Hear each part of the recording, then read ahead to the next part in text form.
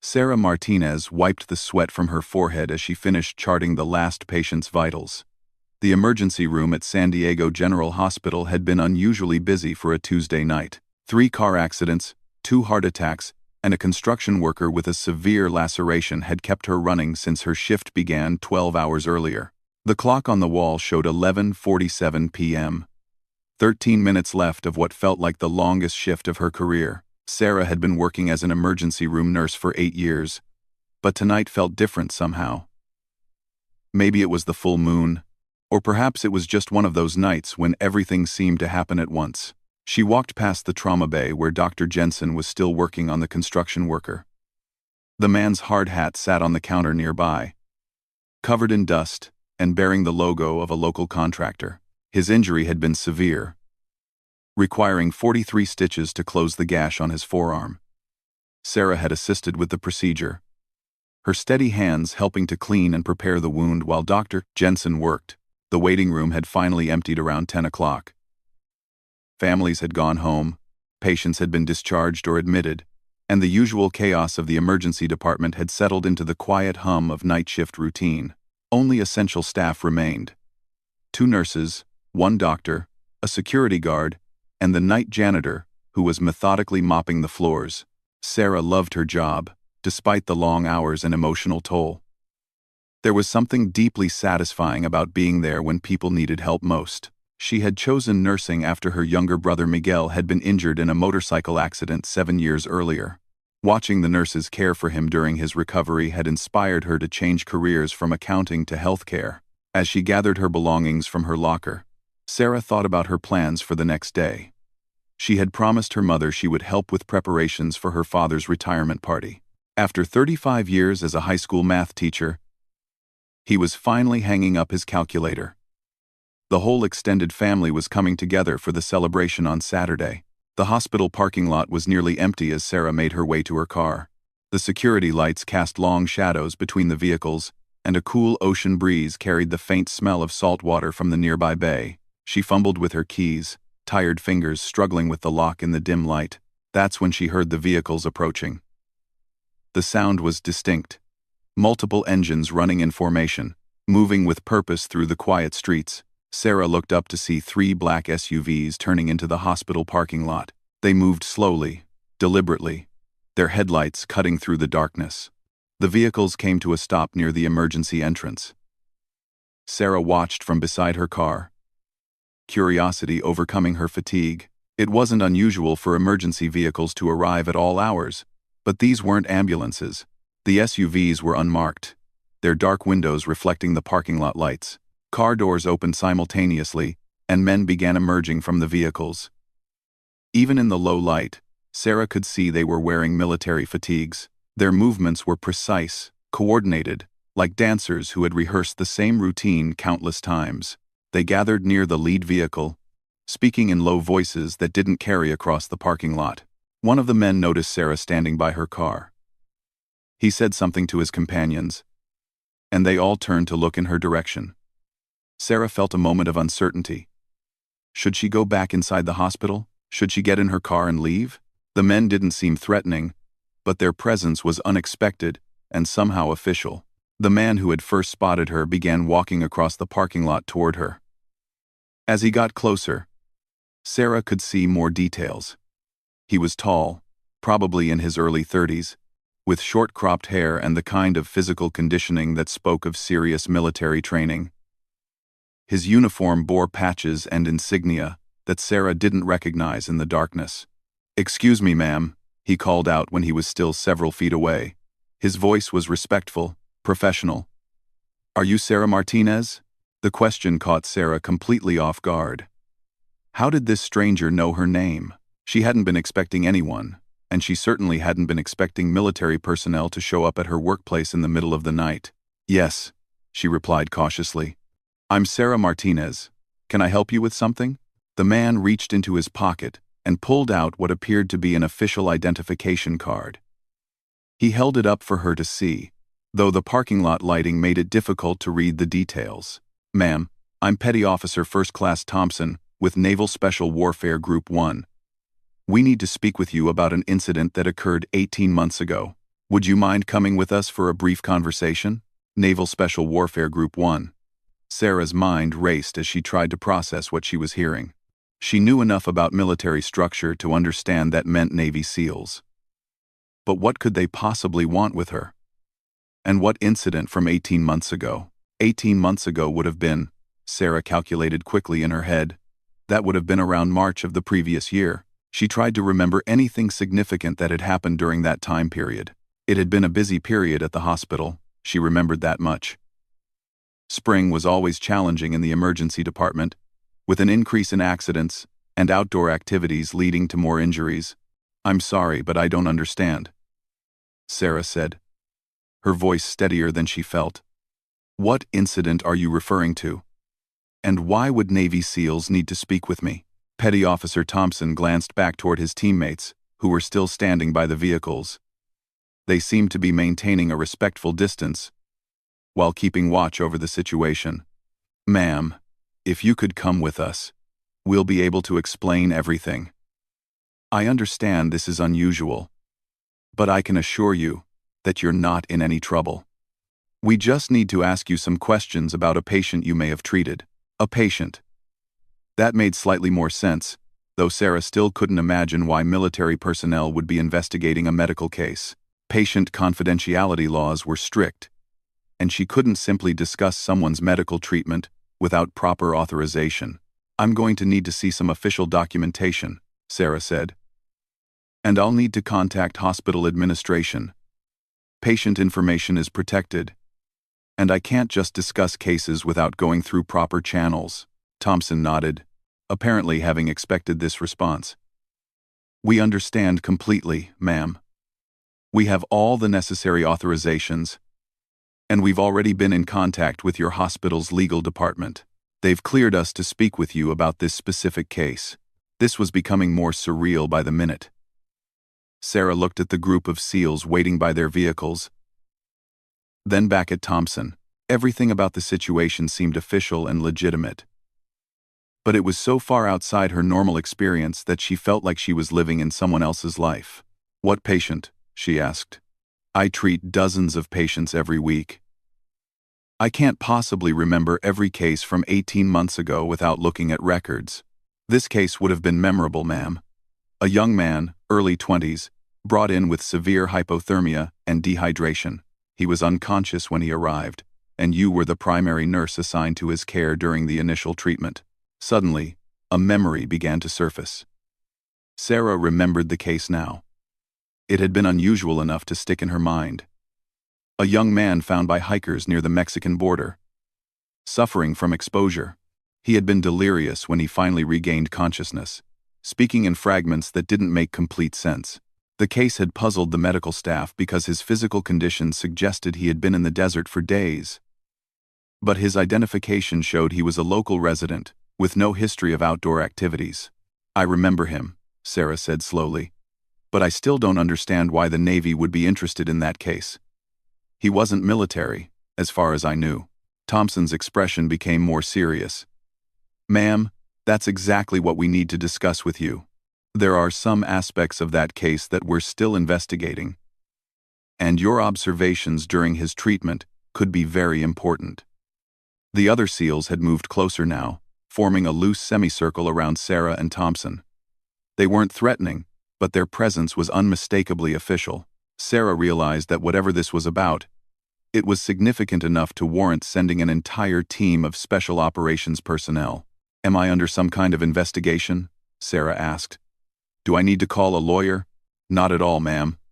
You've done nothing wrong. In fact, from what we understand, your care may have saved this individual's life. We're hoping you can help us understand what he might have said during his treatment, and whether you noticed anything unusual about his condition or behavior." Sarah's mind was spinning with questions and possibilities. The patient had indeed said some strange things during his recovery. Fragments about being lost, about running, about people chasing him. At the time, the medical team had assumed it was delirium from the hypothermia and dehydration. But now, with Navy SEALs asking questions, she wondered if there had been more to his condition than they had realized. "This is a lot to process," Sarah admitted. And I'm exhausted. I just finished a 12-hour shift. We understand, ma'am, and we apologize for the timing. But this matter has some urgency to it. Would you be willing to come with us for a brief conversation?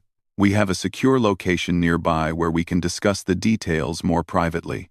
Sarah looked around the parking lot, suddenly very aware of how isolated she was. The hospital seemed far away, even though it was only a few hundred yards.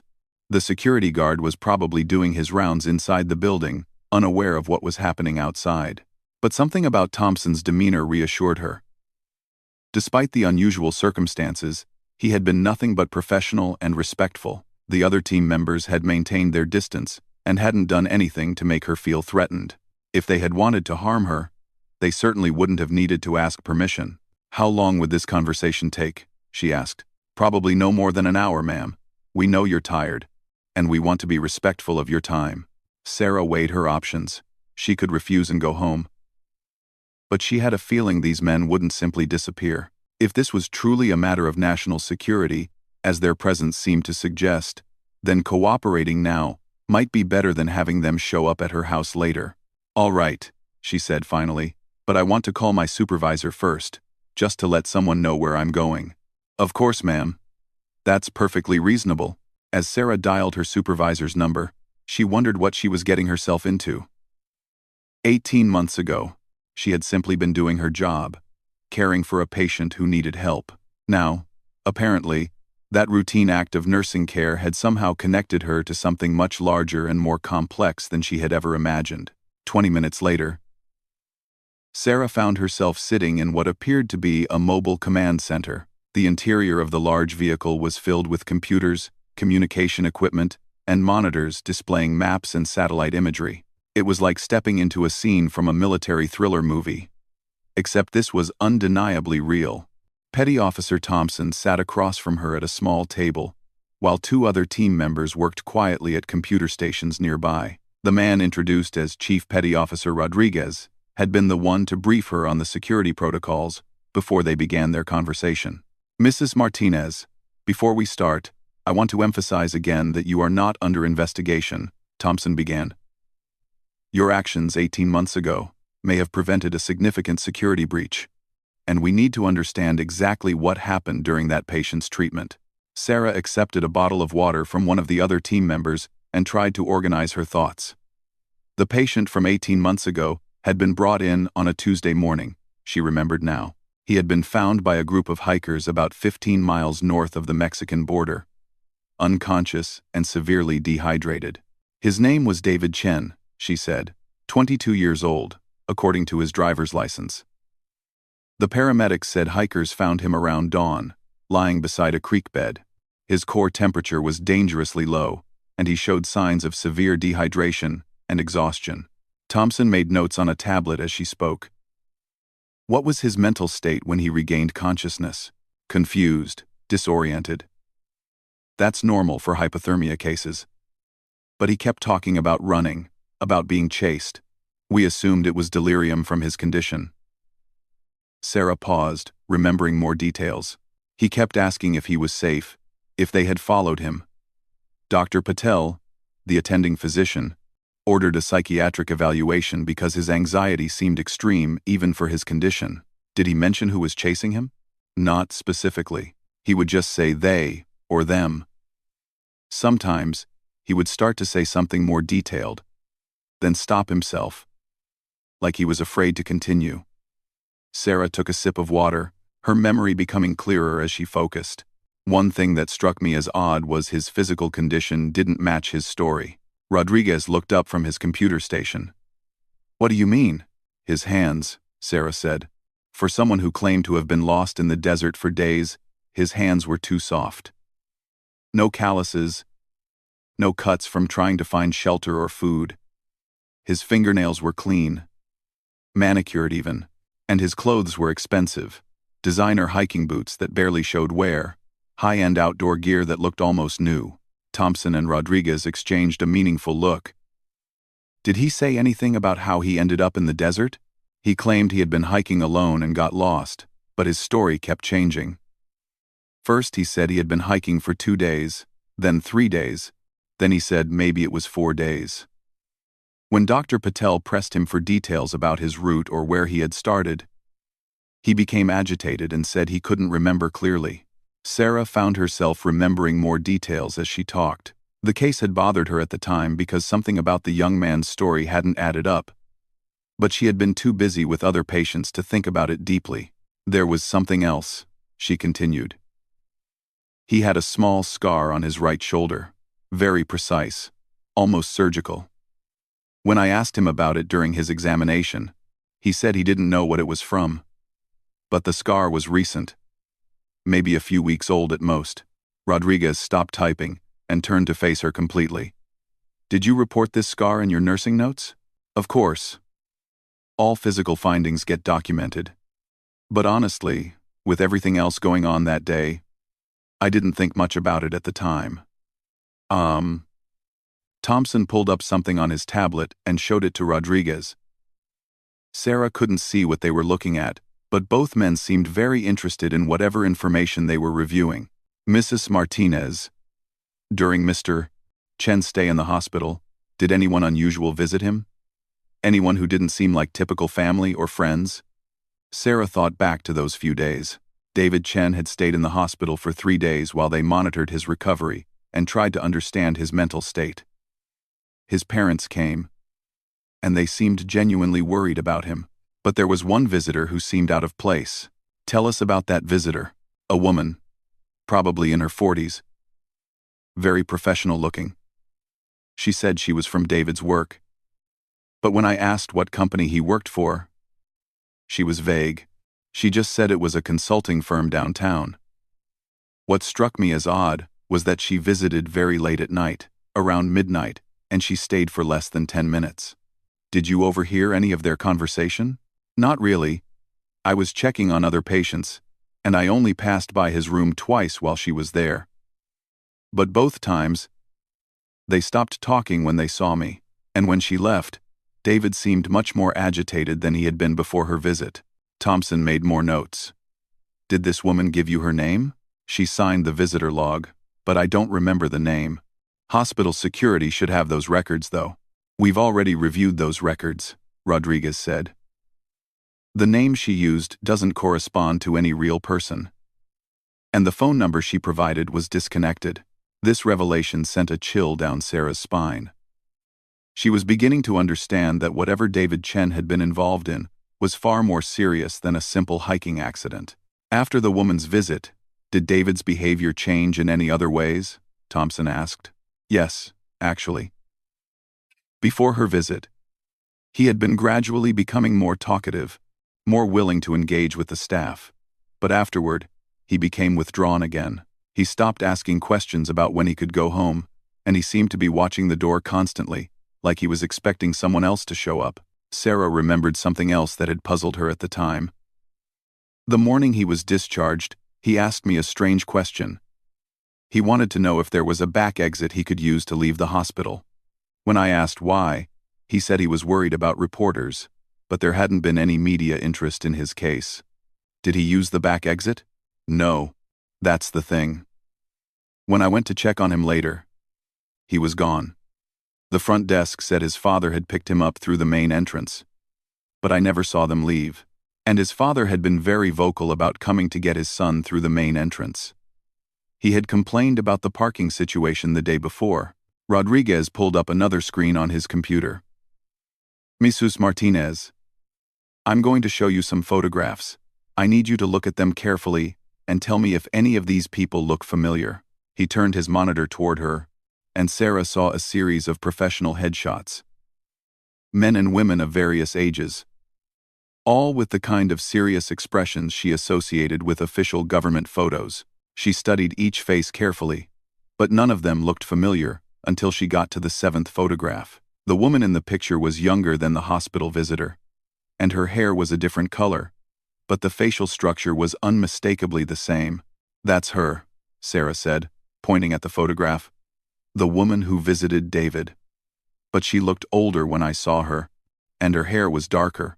Thompson and Rodriguez exchanged another significant look.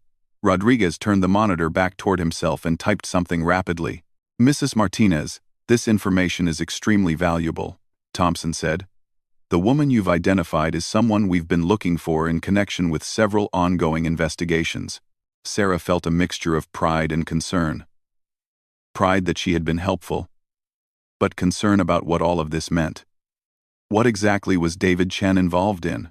"I can't share all the details," Thompson replied, "but I can tell you that he was involved in the theft of sensitive technology from a defense contractor. The technology he stole could potentially be used to harm American military personnel overseas." The gravity of the situation was finally becoming clear to Sarah. She had been caring for someone who was involved in what amounted to espionage or treason. The thought was overwhelming. "Did he recover the stolen technology?" she asked. "That's still under investigation. What we do know is that David Chen disappeared 3 weeks after his discharge from your hospital. His parents haven't heard from him since, and we believe he may have fled the country." Rodriguez added, "The woman you identified is believed to be his handler, the person who was coordinating his activities on behalf of a foreign intelligence service." Sarah sat back in her chair, trying to process everything she had learned. A routine patient care assignment had connected her to international espionage. It seemed impossible, but the evidence was clearly laid out before her. "Is David Chen still alive?" she asked. "We don't know," Thompson admitted. "People in his situation sometimes disappear permanently. They might be relocated by their handlers, or they might be eliminated if they become a liability." The thought that the young man she had cared for might now be dead was deeply disturbing to Sarah. Regardless of what he had done, he had been her patient, and she had taken an oath to care for all patients without judgment. "What happens now?" she asked.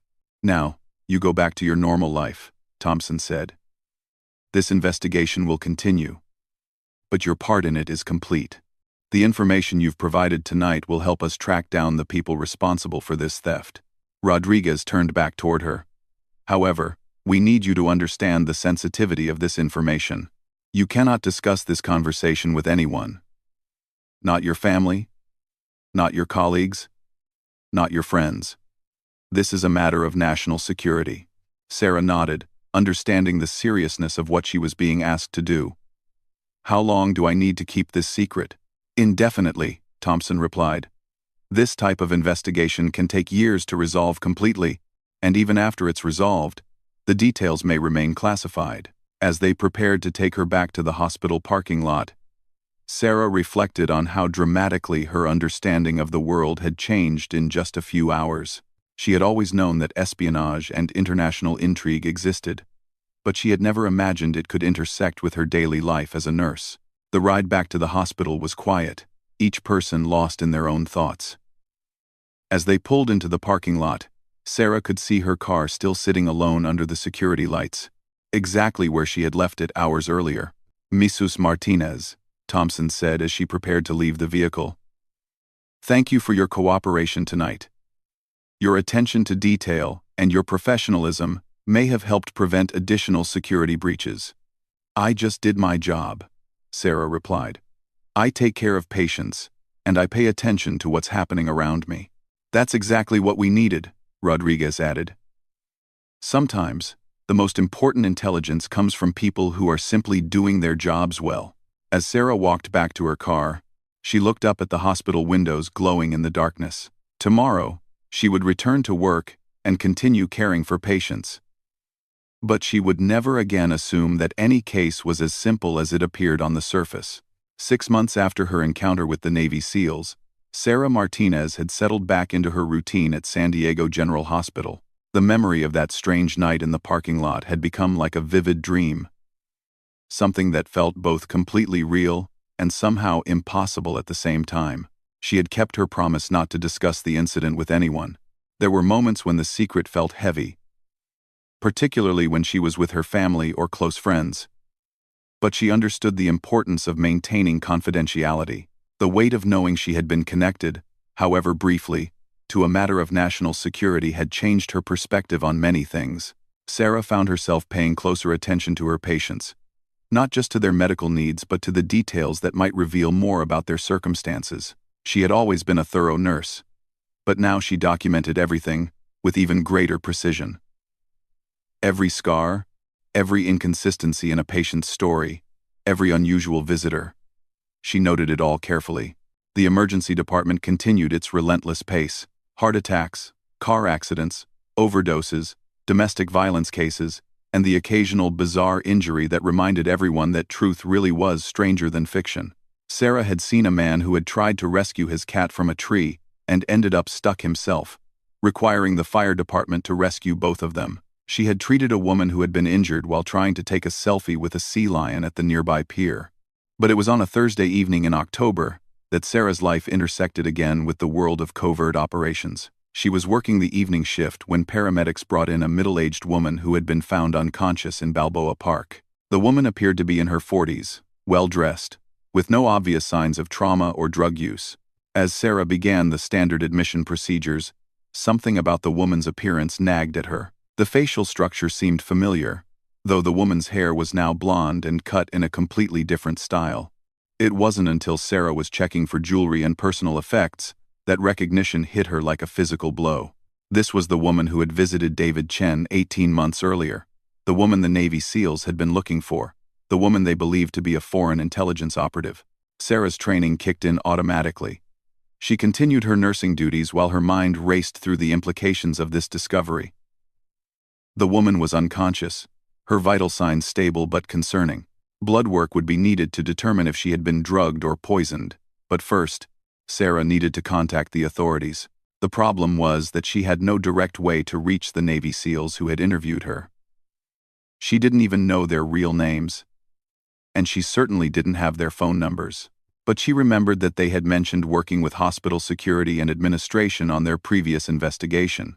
During a quiet moment, Sarah approached the charge nurse. "Linda, I need to speak with hospital security about a patient. It's urgent, but I can't explain the details right now." Linda Morrison had been the charge nurse for 12 years and had seen enough unusual situations to trust her staff when they said something was urgent. "I'll call Jerry up from security. Can you give me any hint about what this is regarding?" "Patient safety," Sarah said simply, "and possibly law enforcement involvement." 20 minutes later, Sarah found herself in a small conference room with Jerry Valdez, the head of hospital security, and Dr. Patricia Wells, the emergency department director. Sarah explained that she couldn't provide all the details due to confidentiality restrictions, but that she believed their current patient might be connected to a federal investigation. "I need you to contact the FBI or whoever handles these matters," Sarah said. "Tell them that a nurse at San Diego General has a patient who may be connected to the David Chen case from 18 months ago." Dr. Wells raised an eyebrow. "Sarah, that's very specific. Are you certain about this connection?" "I'm certain enough that I think we need to involve federal authorities immediately," Sarah replied. "This woman needs medical care, but she may also be someone they've been looking for." Jerry Valdez had been taking notes. "I'll make the calls," he said. "But Sarah, you need to understand that if this is what you think it is, we're going to have federal agents crawling all over this hospital within the hour." "I understand," Sarah said. "But if I'm right, and we don't report this, we could be obstructing a federal investigation." 45 minutes later, the familiar sight of black SUVs appeared in the hospital parking lot. This time, however, the vehicles parked directly at the emergency entrance, and the men who emerged moved with obvious urgency. Sarah was at the nurse's station when she saw Petty Officer Thompson walking through the emergency department doors. He was accompanied by several other people in suits who were clearly federal agents of some kind. Thompson spotted Sarah immediately and walked directly toward her. "Mrs. Martinez," he said, extending his hand. "Thank you for contacting us. This is very important." Dr. Wells joined them at the nurse's station. "I'm Dr. Wells, the emergency department director. Can you please explain what's going on here?" Thompson showed his credentials to Dr. Wells. "Doctor, the patient you have in your custody is someone we've been looking for in connection with a national security investigation. We need to speak with her as soon as her medical condition allows." "She's stable, Doctor," Wells replied, "but still unconscious. We're waiting for toxicology results to determine why she lost consciousness. You're welcome to observe, but patient care comes first." Absolutely, Thompson agreed. We wouldn't interfere with medical treatment. Over the next 3 hours, Sarah found herself once again in the middle of a federal investigation. The woman, who carried identification claiming she was Patricia Williams from Phoenix, Arizona, gradually regained consciousness.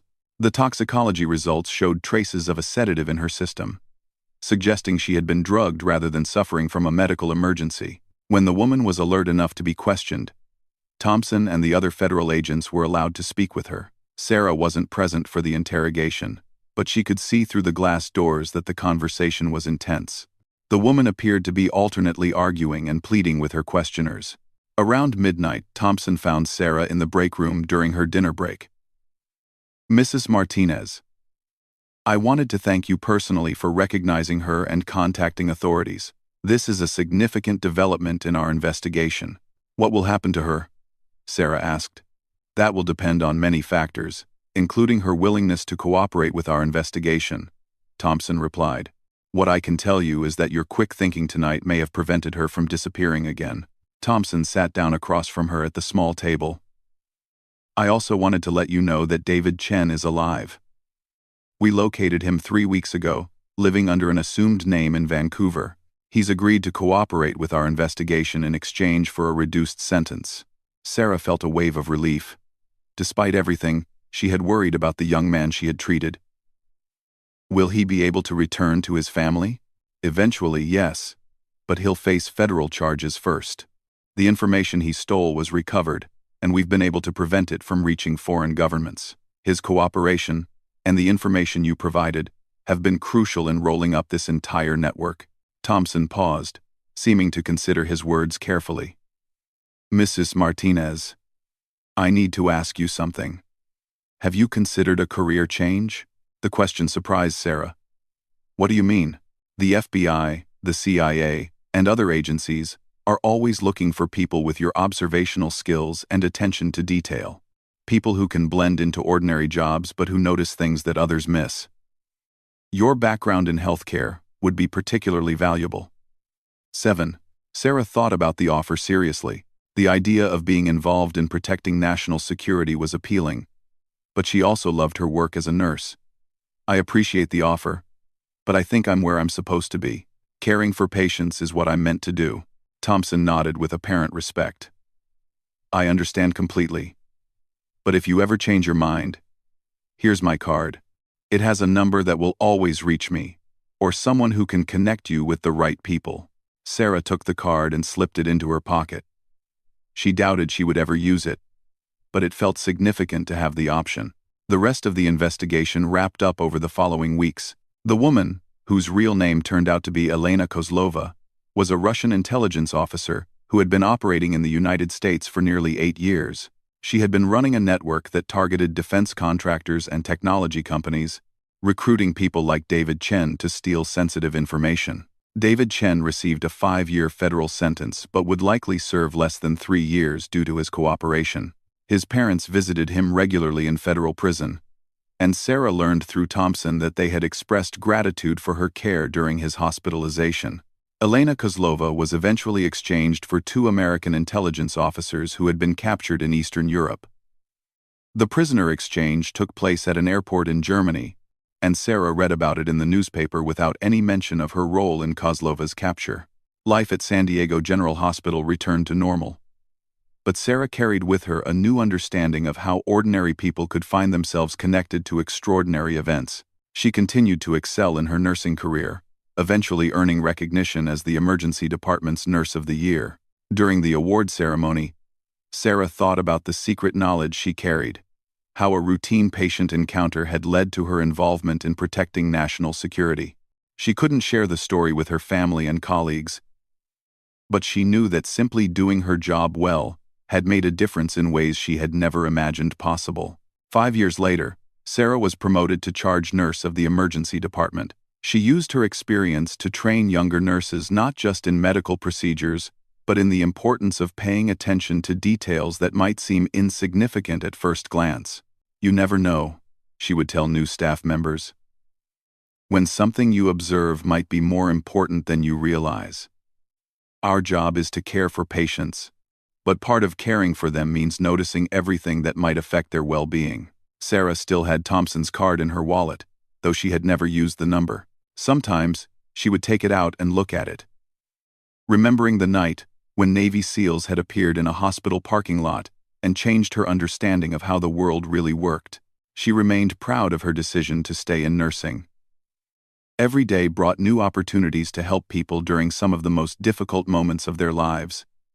And occasionally, though rarely, those opportunities to help extended far beyond medical care into matters of national importance.